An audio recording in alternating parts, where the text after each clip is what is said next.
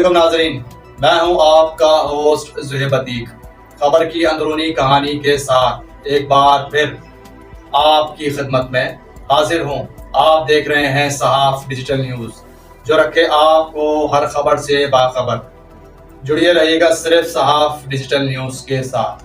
DSP city Ali Raza के कत्ल के मुकदमे में पब्लिक प्रोसिक्यूटर जुल्फ़िकार अली अराई ने मुकदमे का बोरी चालान अदालत में पेश कर दिया है, जिसमें बताया गया है कि डीएसपी अली रज़ा समेत 2 अफराद को जुलाई 2024 में थाना अजीज़ाबाद की हदूद में कत्ल किया गया। सोशल मीडिया पर कालादम तंजीम ने कत्ल की जिम्मेदारी भी कबूल की थी।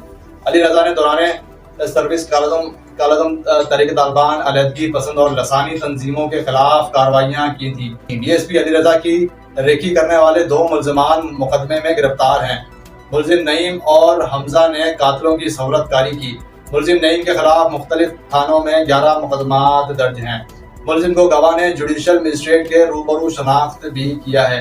अक्टूबर 2024 में डीएसपी अली रज़ा के कत्ल हाफिज कासिम रशीद और उस्मान अयूब कुरैशी पुलिस मुकाबले में मारे जा चुके हैं।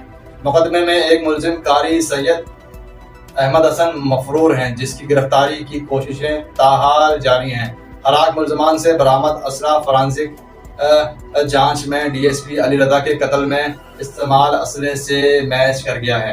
हलाक मुल्ज़िमान को एनी शाहिदी ने शनाख्त भी किया है। हलाक मुल्ज़िम हाफिज कासिम के खिलाफ मुख्तलिफ थानों में 15 से ज़ायद मुकदमात दर्ज हैं। चशमदीद गवाहान के नाम हिफाजत के लिए सखिया रास में रखे गए हैं।